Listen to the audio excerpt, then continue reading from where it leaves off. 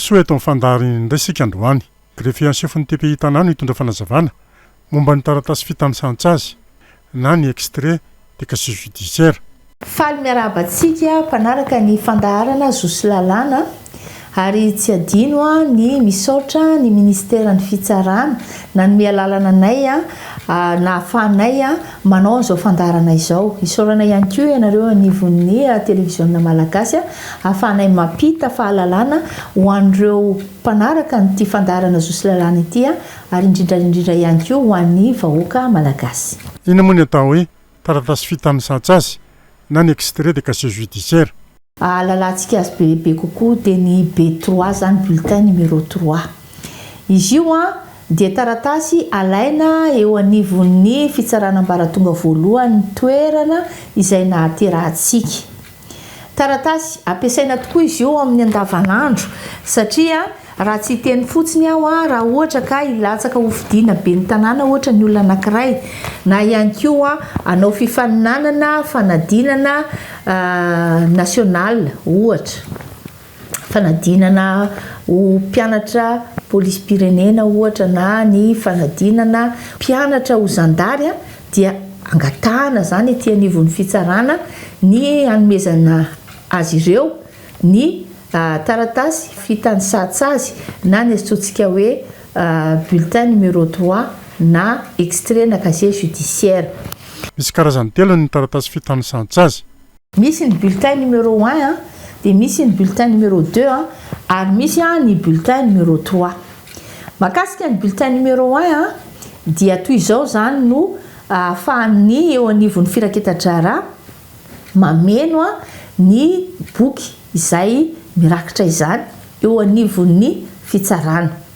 Rehefa misy fandikan-dalàna ataon'ny olona anankiray any amin'ny toerana misy azy na fiarahamonina misy azy dia nisy didim-pitsarana manasazy anin'olona iny ohatra. Raha teraka teto Antananarivo ohatra ilay olona nefa mipetraka any Toamasina dia tratra fa namaky trano na namono olona na ihany koa ohatra hoe nisy fandikan-dalàna nataony ka nahavoasazy azy dia rehefa tapitra ireo dingana rehetra takin'ny fitsarana ka mivoaka ny didim-pitsarana raikitra na ny antsointsika hoe grosse ka misy ny sazy miatra azon'iny olona iny peine ferme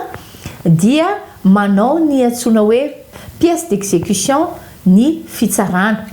Satria tany Tamatavy zany le olona no nanao fandikan-dalàna tany ihany koa ny didim-pitsarana no mivoaka dia iny didim-pitsarana iny izay misy an'iny sazy miatra iny zany anaovana pièce d'exécution dia ny parquet fampanoavana eo anivon'ny fitsarana ambaratonga voalohany Toamasina ohatra no mandefa an'izany aty amin'ny fitsarana ambaratonga voalohany Antananarivo satria taty le olona miteraka dia iny taratasy fanamarinana fa tena nisy marina ilay sazy miatra azon'le olona no adikanay ao anatin'ny bulletin numéro 1 izay misy eo anivon'ny fitsarana. Dia amin'izay fotoan'izay zany rehefa jerevana zany makasika ny olona izay nanao fandikana rakoto ohatra nanao fandikan-dalàna dia rehefa haka ny extrait na casier judiciaire zany ny olona aty amin'ny fitsarana dia hita avy hatrany zany ao anatin'ny bulletin numéro 1 fa efa ny sazy eritaona sazy miatra ilay olona izay mangataka ny extrait na casier judiciaire. Manao indray ny makasika ny bulletin numéro 2. Ireo ministera ohatra no mangataka azy izay alefa amin'ny lehibe ny prakidrara ny fitsarana. Satria tokoa moa ny ministera na ny entité na ny orinasa na ny sambadrara samihafa izay iasan'iny olona iny te hamantatra marina hoe tena nisy marina ve fandikan-dalàna nataon'ity mpiasa eto anivonay ity na ihany koa nisy fandikan-dalàna ka nazahoany sazy miantona dia manao fangatahana zany ilay mpampiasa aty amin'ny fitsarana dia ny lehibe ny firaketan-draran'ny fitsarana zany no manome izany amin'ilay tompona andraikitra ambony misahana niny mpiasa iny zany a dia ao anatin'la bulletin numéro 2 zany no ahitana anreny sazy miantona sy ny sazy miatra izay azon'ny olona. Ahoana ny mahakasika ny bulletin numéro 3 na ny casier judiciaire? Ao no ahitantsika an'ilay sazy miatra izay vitan'le olona ka ny mampiavaka azy a dia ny tompo-tenany zany hoe itsika zany no mangataka amin'ny lehiben'ny firaketan-drara ny greffier en chef mba omena atsika ilay extrait na casier judiciaire. Ny marimarina kokoa zany a dia misy ny fitanisatsa azy amin'izay fandikan-dalàna nataontsika zany a io bulletin numéro 3 io tsy ho hitantsika ao nefa ny sazy miantona fa ny sazy miatra ihany ka azagaga zany isika raha ohatra ka hoe mahany anaty fiarahamonina any hoe ao anatin'le bulletin numéro 3 no tsy ahitana an'ilay sazy miantona fa zay moa ny lalàna mifeny ny fangatahantsika an'izay zavatra zay eto anivon'ny fitsarana. Rehefa bulletin numéro 3 ka isika no mangataka azy a dia ao anatin'io zany no ahitantsika ny sazy miatra peine ferme. Inona avy no hita ao anaty bulletin numéro 3? Misy zany ny filazana momba n'ilay fitsarana hoe fitsarana ambaratonga voalohany ve le isa aiza ny toerana misy azy dia misy ihany koa ilay taratasy milaza hoe fitanisatsa azy laharana fahatelo ary momba ny laharana zay tamin'ny fotoana nangatantsika zany a dia misy an'ilay numéro izay avoakany eo anivon'ny firaketan-drarany fitsarana. Ny anarana sy ny fanampiny moa zany a ny daty nahaterahana zany hoe teraka tamin'ny tao ary zom-pirenena inona no zom-pirenenantsika zom-pirenena malagasy ve ny commune izay nahaterahantsika ary ny district izay nahaterahantsika ny faritra izay misy atsika. Mahakasika ny karapanondrom-pirenena ihany koa zany a dia hita ao ihany koa zany zay ny laharany karapanondrom-pirenena zay a dia ny fotoana nanaovana azy a ny toerana izay nanomezana azy a zanak'izy ny olona io a sy iza ny reniny a ary manambady ve izy sa tsy manambady a inona ny asany ary aiza ny fonenany. Mipetraka ao zany a ilay tabilao manokana izay misy ny datina voasazy an'le olona zany a ny fitsarana ambony fitsarana ambaratonga voalohany izay namoaka ny didy a ny karaza-keloka izay na eloka be vava ve sa eloka tsotra no nataon'ilay olona ny daty nanaovana ny eloka ary ny karazan-tsazy sy fahelany zany hoe zany ohatra hoe 5 taona ve sa 3 taona sa enim-bolana sazy miatra zay zany no hitantsika ao anatin'ilay fitanisatsa azy ka ao ambanin'izay zany no ahitanao ny sonian'ny tonim-pampanolalalana sy ny sonian'ny lehiben'ny firaketan-drarany fitsarana. Manahoana kosa ny mahakasika ireo olona teraka tany ivelan'ny Madagasikara? Azon'ireo olona ireo tsara ny maka an'izany extrait na bulletin numéro 3 zany eto anivon'ny fitsarana ambony kosa amin'izay fotoan'izay fa tsy ny fitsarana ambaratonga voalohany. Ny fitsarana ambony zany ny cour d'appel no mamoaka izany dia tsy tokony ho gaga zany tsika hoe fa ahoana azo atao tokoa ve zany tena azo atao tokoa ary izay moa zany no asan'ny lehiben'ny firaketan-drarany greffier en chef ny cour d'appel mamoaka an'izay bulletin numéro 3 ndreo olona vahiny zany hoe étranger izay monina eto Madagasikara ka mila an'izany extrait na casier judiciaire izany. Roa arivo ariary ny sandany fakanany casier judiciaire manerana ny nosy ary efa informatisé daholo ny akamaroan'ny fitsarana. Tsy tokony alaim-panahy zany tsika eritreritra andeha hitady olona miasa ny eo anivon'ny fitsarana andeha akany olona vola ray alina roa alina satria maikitsika fa tokony anaja n'ilay lalàna izay mifeny famoahana ny extrait na casier judiciaire foana zany eto anivon'ny fitsarana. Ho an'ny fitsarana ambaratonga voalohany Antananarivo zao raha mametraka ianao zany ny maraina dia maka an'izay ianao ny hariva. Efa informatisé ny anay eto ny fakanan'izany ary raha ohatra ka misy sazy izay efa azonao ihany koa raha tsy nisy fampakarana natao iny ary efa lasa définitive zany le décision, zany hoe efa lasa didy raikitra zany lay didim-pitsarana, dia hita ato aminay ato zany a mahakasika an'izay. Manahoana momba ireo zaza-tsampo-taona mila bulletin numéro 3? Ny ray aman-dreny zany no mangataka an'izany a amin'ny lehibe ny firaketan-drarany fitsarana. Azo atao tsara zany a manome extrait na casier judiciaire an'ireo zaza tsy ampy-taona, fa tsy maintsy manaraka an'izay toromarika izay tsika hoe ny ray aman-dreny niteraka no mangataka an'izay ary ny ray aman-dreny niteraka ihany koa no manao soni azy. Ny tompony ihany no manao ny fangatahana sy ny soni rehefa maka ny bulletin numéro 3. Tsy hoe enao no mangataka dia ny olona hafa no manao soni lasa fanometsitsika rehefa ohatra ka tsy raisiny izy ireny, satria izay no lalàna mifehin'ny fangatahana, ny mpangataka no manao soni ary manome andreo atotan-taratasy izay ilaina mifanaraka amin'izany ny photocopie ny CIN sy ny copie nahaterahana sora-pahaterahana izay nanan'le olona, fa tokony hitovy zany ny anarana misy ao anatin'ny copie nahaterahana sy ny ao anarana hita ao anatin'ny karapanondrom-pirenenantsika.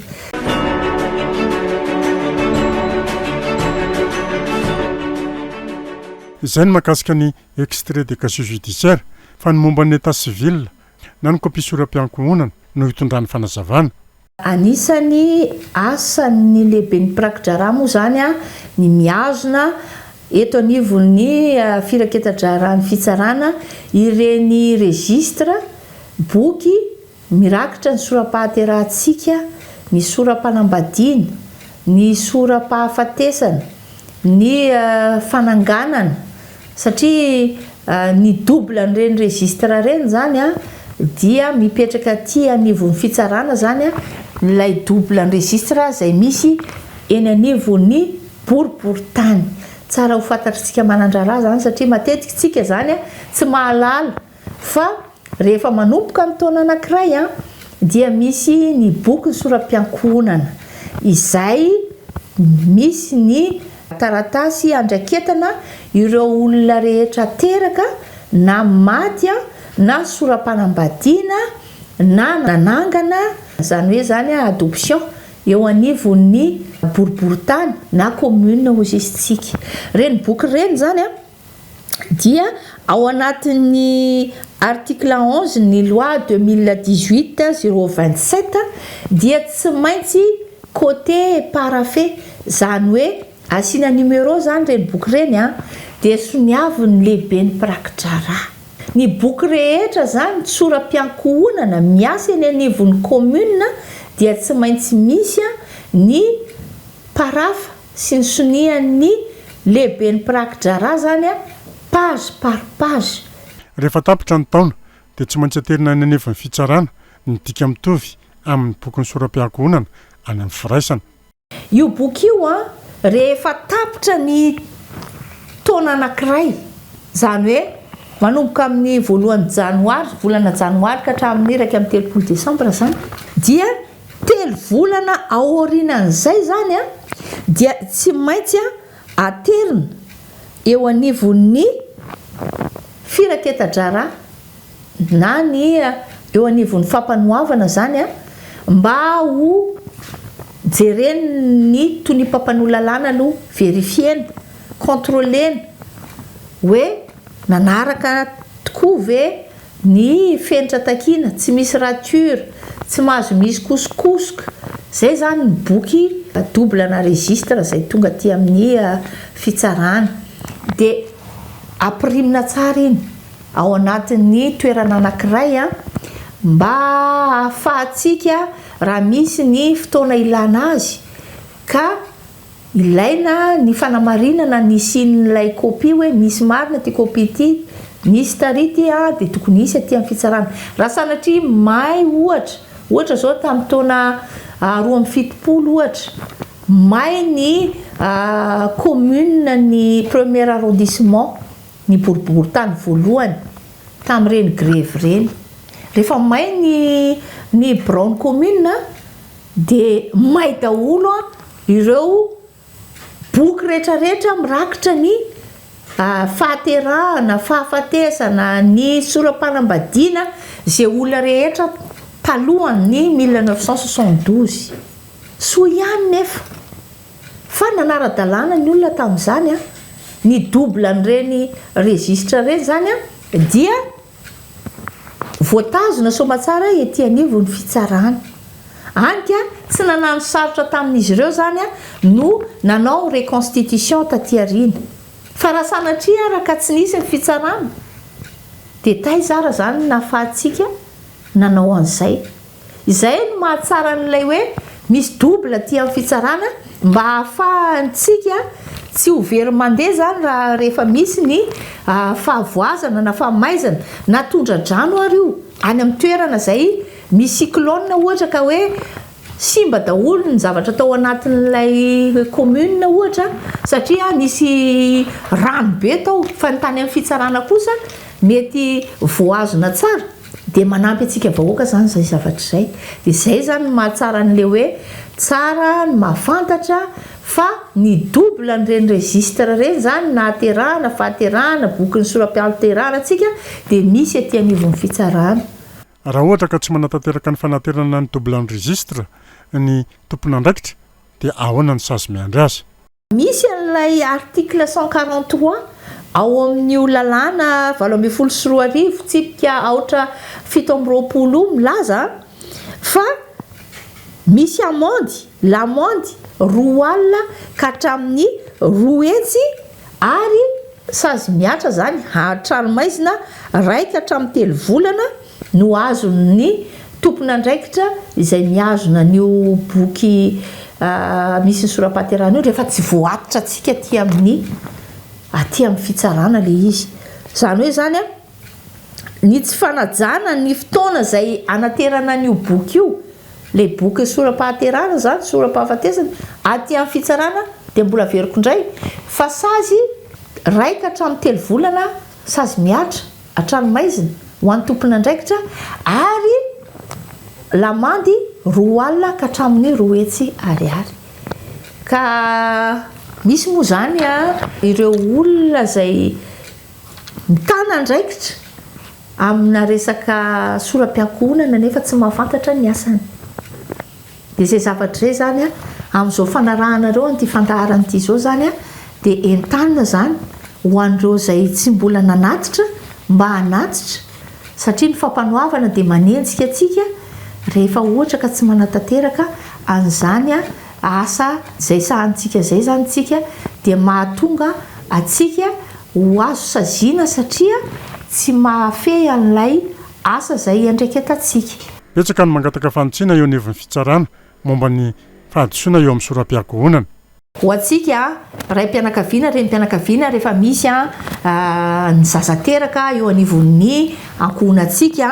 dia azafaly fotsiny hoe rehefa vita ny kopia dia lasitsika dia tsy jerevana tsy vakiana le kopia hoe tena marina ve le zavatra nataon'ny tompona andraikitra ny soram-piankohonana fa matetika izy ireny indraindray variana indraindray ohatra hoe sendra miasa saina kely any anatin'ny toerana misy azy any dia misy fadisoana dia iny fadisoana iny nefa vidintsika lafo vidin'ireo olona manandrara lafo dia mba entanina zany tsirairay avy mba hijery andreo soram-pahaterahana kopia any anatin'ny toerana zay amprimantsika azy ireny satria indraindray izy ireny efa akaiky retirety tsika vao mahita hoe ay ve diso ny anarako ao anatiny any ay ve diso ny anaran'ny dada ay ve diso ny anaran'ny neny efa tiarina efa 20 taona 30 taona tiarina tsika vao tonga saina hoe ay misy diso ny kopia atsika fa manomboko zao zany dia mba jerevo ny kopia anjanakitsika jerevo ny kopia atsika mpiasa-panjakana ohatra ho amin'ny mpiasa-panjakana fa matetika io zany anisan'ny mahabetsaka ny asa-pitsarana mamoaka didy manitsy an'ireny kopia naterahany reny satria tokoa moa izy ireny misy ohatra hoe erreur matérielle hozy izitsika hoe raha ohatra ka o lasa n raha rakoto soa dia lasa rakoto san zay zavatra zay tsy azo kitihana iny rehefa tafiditra ao anatin'iny boky iny fa tsy maintsy didim-pitsarana no manitsy azy nefa zay didim-pitsarana zay vidinao lafo zay ivezivezy ianao ty amin'ny fitsarana izay didi-pitsarana zay nefany a tsy ho vita hoe ray andro de vita ny fanotsiana fa mety 2 andro mety herinandro mety 2 volana arakaraky ny toerana izay misy ny fitsarana fa ny angaviana ianareo zany a na tompona ndraikitra io anivon'ny commune misahana ny soram-piankohonana mba hanome fotoana kely a ireo manandrara tonga eo amintsika hanao vérification an'ilay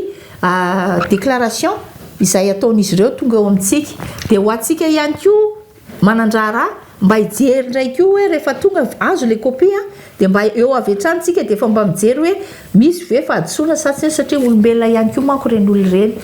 azo atao vaovao eo anivon'ny fitsarana hipetrahana ny kopia ny soram-piankohonana raha toa ka teraka tany amin'ny faritra hafa nefa manana kopitra lainy lava ny soram-piankohonana zany a de misy koa zany aty anivon'ny fitsarana manome an'izy ireny ary manao an'ireny dika mitovy nyreny copie conforme nyreny copie izay misy avy any ivelana Antananarivo ohatra hoe teraka tany Kazoab Sud ohatra le olona fa tsy afaka makany Kazoab Sud izy nefa tsy maintsy atao avozana le copie dia ny eo anivon'ny fitsarana mbala tonga voalohan'ny toerana izay misy ianao zany a dia afaka manao copie conforme niny copie tranainy iny satria maro koa ireo olona tsy mahafantatra an'izay hoe azo atao tsara zany a manavao an'ireny copie ireny eo anivon'ny fitsarana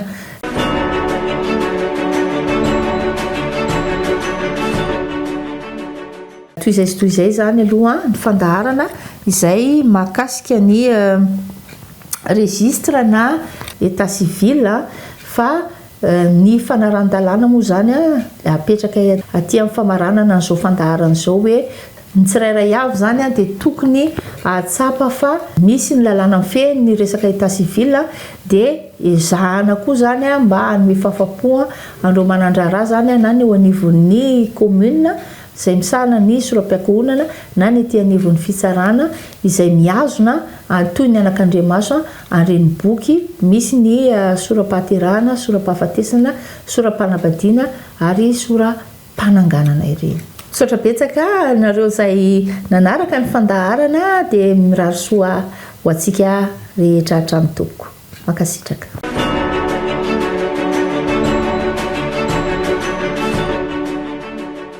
tsara-panao famitorana iray avy eto nosy ny tondra fanazavana mahakasika ny plainte avec constitution de partie civile na ny fitoriana mivantana atao anatrehan'ny mpitsara-panao famitorana faly miaraba ny mpijerin'ny televisionna malagasy mpanaraka ny fandaharana sosy lalàna amin'izao fotoana izao amin'ny antonina ny mbola miatrahana ny fitoriana mivantana apetraka eo amin'ny mpitsara-panao famitorana fitoriana izay ataon'ny olona izay mahatsapa fa niaran'ny fandikan-dalàna amin'ny ady eloka izany hoe niaran'ny eloka tsotra na eloka behivava izay ataony eo anatrehan'ny mpitsara-panao famitorana ireo olona nametraka fitoriana sy nanandrara teo amin'ny fampanoavana kanefany tsy nasiany fampanoavana toyany dia manana zo ihany koa amerina ametraka an'izay fitoriana izay eo anatrehan'ny mpitsara-panao famitorana inona avy ny afaka angatahana amin'ny fitoriana apetraka mivantana amin'ny mpitsara-panao famitorana ny plainte avec constitution de partie civile dia fitoriana sy fangatahana ontra ataon'ny olona anankiray izay niaran'ny fandikanan-dalàna na mieritreritra fa niaran'ny eloka behivava na eloka tsotra eo anatrehan'ny mpitsara-panao famitorana izany dia fehezin'ny andininy 3valopolo ka hatramin'ny 7valopolo ny fehezan-dalàna famaizana ho an'ireo olona ny tory teo anivon'ny polisy sy ny zandary na teo anivon'ny fampanoavana nefa tsy nasiany fampanoavana toyany dia mbola manana zo izy ireo ametraka an'izany fitoriana izany eo anatrehan'ny mpitsara-panao famitorana inona avy ny tokony ho hita ao anaty fitoriana mombamomba mpitory aloha ary indrindraindrindra fa ny adresiny mba tsy ilazany avy eo hoe tsy mahavoaray ny taratasy izay alefan'ny fitsaranany aminy izy ao ihany koa ny momba ny olona toriny sy ny antony toriny ny olona io dia azavainy ao anatiny izay fitoriana izay misy volalofanao antratra na consignation rehefa mametraka ny fitoriana ny fitoriana dia apetraka eo anatrehan'ny zokiolony mpitsaram-panao famotorana. Eo anivony fitsarana ambaratonga voalohany ihany no ametrahana izany. Amin'ny adieloka ihany no izany no ametrahana ny fitoriana. Rehefa mahavoaray ny fitoriana zokiolony mpitsaram-panao famotorana dia manao fitanànan-tsoratra izay soniaviny miaraka amin'ny mpitory sy ny mpirakitra rà.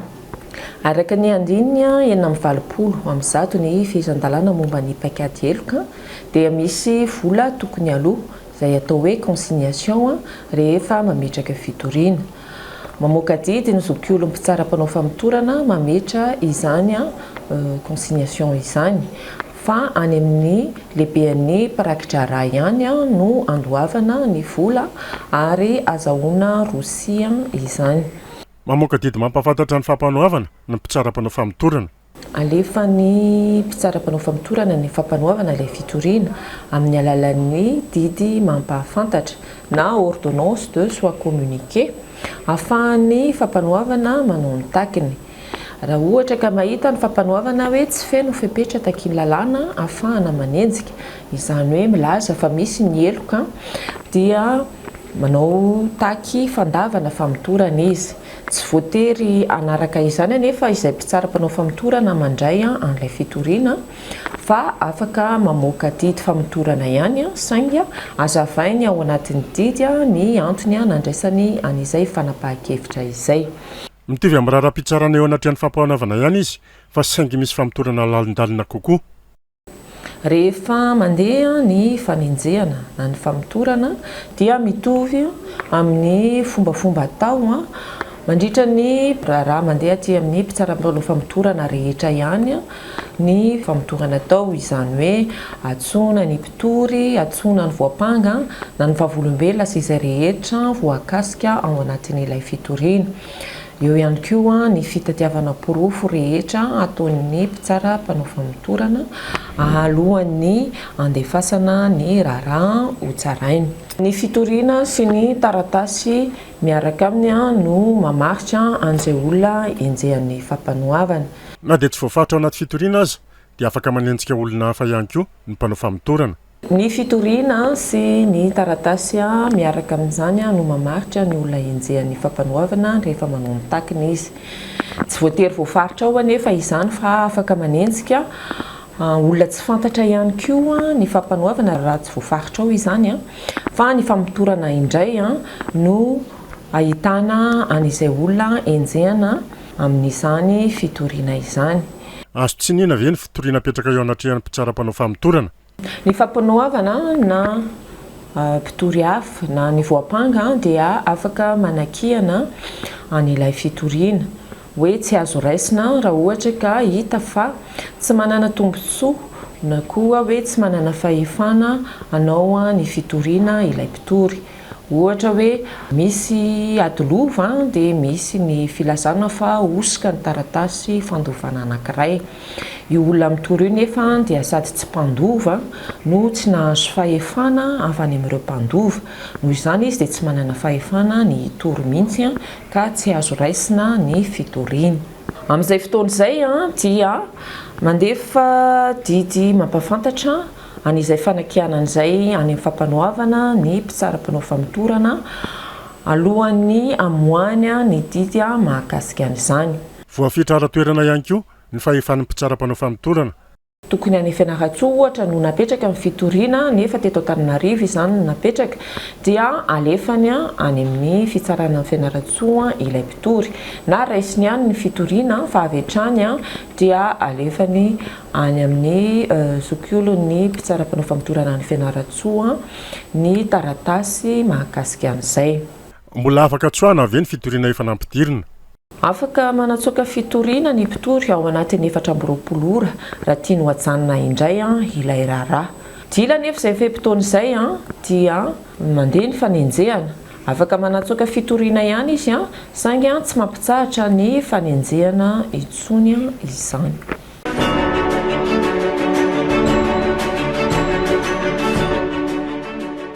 Misaotra ny ministera amin'ny fitsarana sy ny télévision malagasy namokatra an'izao fandaharana izao nafahanay teto anivon'ny mpitsaram-panao famitorana napafantatra ny momban'ny fametrahana fitoriana eo anivon'ny mpitsaram-panao famitorana na ny plainte avec constitution de partie civile. Mametraka ny veloma mandra-pioana ho antsika rehetra ho an'ny fotoana manaraka.